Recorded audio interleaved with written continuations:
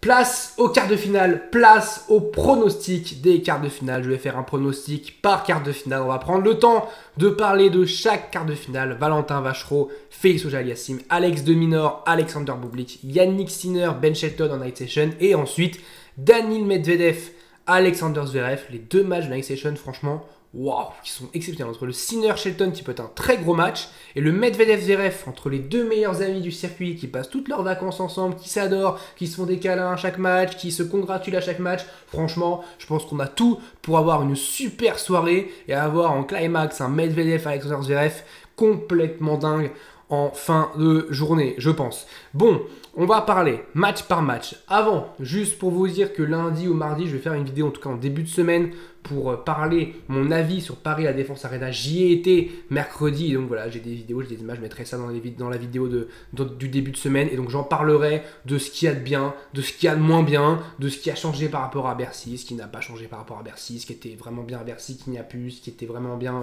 ici, qui n'y avait pas à Bercy. Donc voilà, je vais faire un avis global sur Paris La Défense Arena, mais je vais attendre que le tournoi se termine, je vais attendre voilà, qu'on puisse débriefer quand même tous les matchs, les quarts de finale, les demi-finales, et puis la finale dimanche évidemment qui sera débriefée, les demi-finales aussi. Tout sera débriefé, vous en faites pas. On va commencer, on va prendre 3-4 minutes par quart de finale. Valentin Vachereau, le joueur le plus en confiance peut-être en ce moment, sans doute, hein, face à Félix Auger-Aliassime. Évidemment, 0-0 en head-to-head.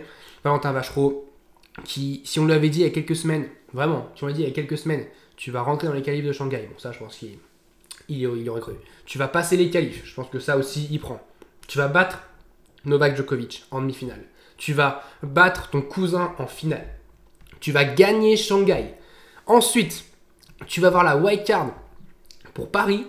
Et à Paris, tu vas encore continuer à enchaîner. Et tu vas aller en quart de finale. Wow, je pense que ça, il se dit, mais t'es complètement fou. Si tu lui dis ça il y a quelques semaines, le mec il te répond, mais t'es complètement fou. Et c'est le cas. C'est ce que fait Valentin Vachereau, c'est complètement fou. Et c'est un joueur pour qui en ce moment tout lui réussit. Face à Cameron Norrie, c'est un match qui est plutôt régulier. Norrie qui a battu en plus Alcaraz il y a 2-3 jours. Norrie qui est plutôt un joueur régulier, qui est un joueur voilà, qui est chiant à jouer quand même, faut le dire.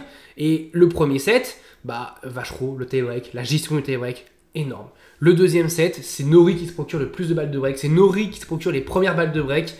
Et Valentin Vachereau, encore une fois, énorme et très réaliste sur sa seule balle de break, je crois. Ou alors il a 2 balles de break. En tout cas, il break très. Sur le seul jeu, la balle de break, il le break. Et il fait très mal. Et c'est là où vraiment il est très fort, Vachereau. C'est que là, on voit qu'il a la confiance parce qu'il est clutch. Clairement, c'est dans des moments importants. C'est des moments qui sont pour lui, qui tournent en sa faveur. Et peut-être que quand il était 200e mondial, ces moments-là, il y croyait pas assez en lui. Et c'est des moments peut-être où il perdait le match, où il faisait un match, où il faisait un bon match, mais perdait 6-4, 6-4 parce qu'il y avait toujours un petit jeu où il y avait ça s'effritait un petit peu et il perdait. Là, aujourd'hui, il a conscience qu'il a clairement le niveau. Il a clairement le niveau et il a conscience que voilà, les points importants, il est capable de les gagner. Pourquoi il les a gagnés face à Novak Djokovic et pourquoi il ne les gagnerait pas face à Cameron Norrie?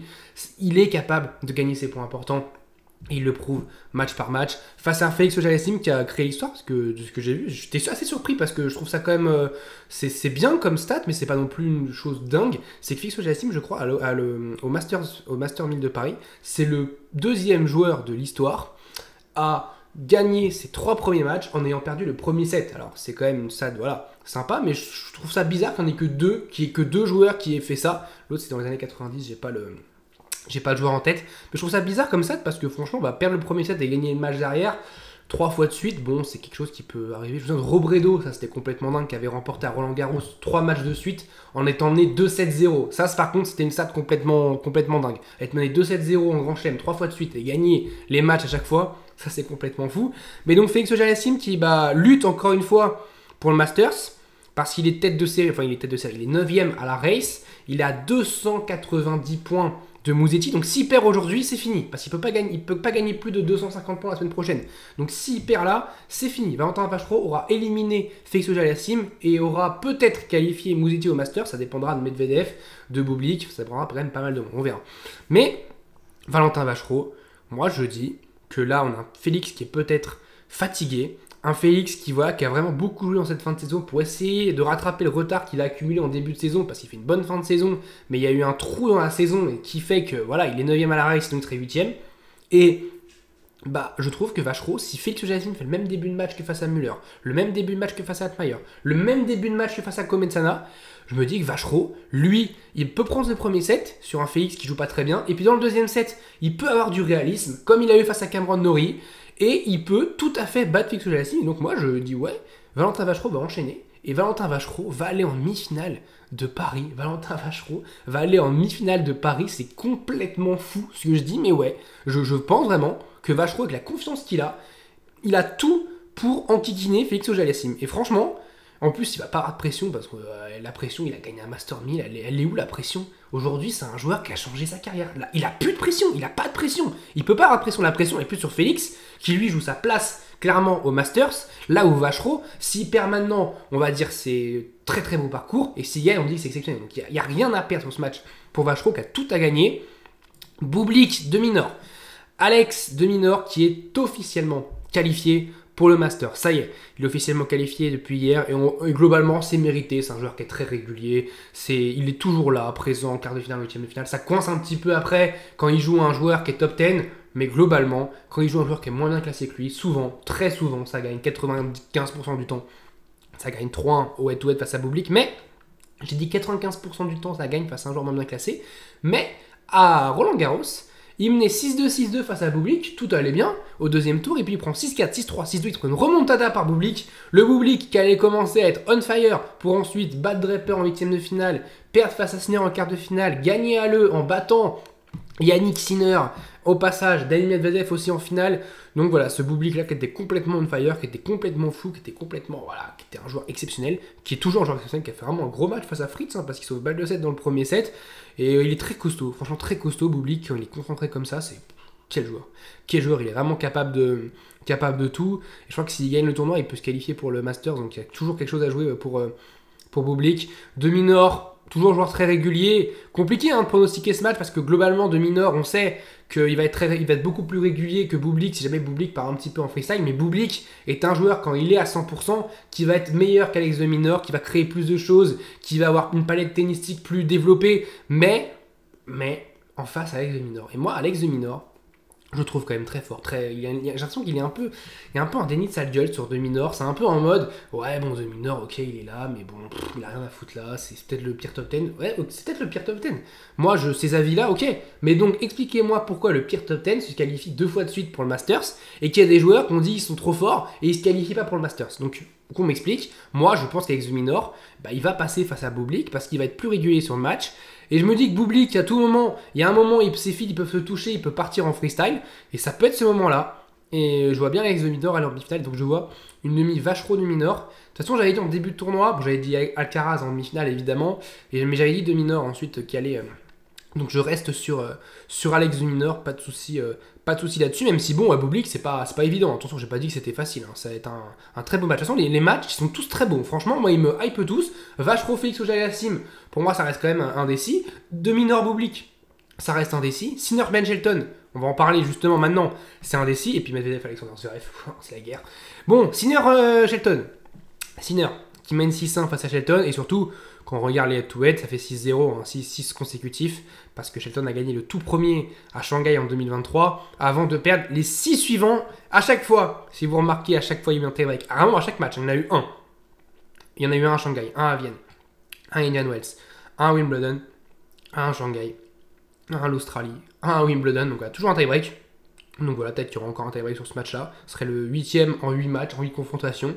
Mais ils nous en font un par match, donc sans doute. De Sinner, que je trouve quand même... je sais pas, j'ai l'impression qu'il boite un petit peu quand il marche. Je l'ai vu en plus mercredi, j'ai l'impression qu'il boite quand il marche. Par contre, quand il est sur le terrain et qu'il joue, c'est impressionnant. Franchement, quand il joue, c'est impressionnant. Donc on sait pas trop à quoi s'attendre avec Yannick Sinner.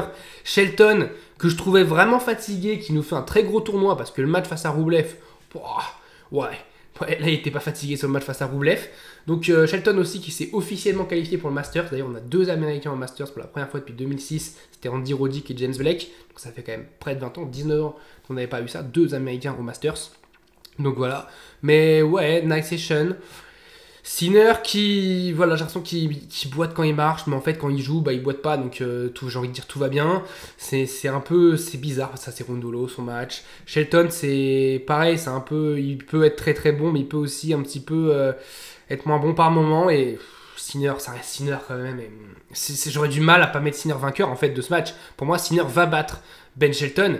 Je sais pas comment, mais il y a peut-être un moment où Shelton va, comme je l'ai dit dans les tie-breaks, la gestion des tie-breaks. Alors Shelton, il a gagné un seul tie-break face à Sinner, c'est celui à Shanghai. Mais sinon, la gestion des tie-breaks, il y a un 7-2 pour Sinner, un 7-4. Bon là, il y a un 11-9, il y a un 7-1, un 7-2, un 7-2. À chaque fois, c'est des tie-breaks qui sont globalement quand même dominés par Yannick Sinner. Donc je me dis quand même, voilà, si on a encore un tie-break, est-ce que Sinner va pas encore le dominer dans ce moment-là? Surtout quand tu arrives dans le tie-break, tu sais que tu as perdu les 6 derniers, tu te fais un petit peu la pression peut-être.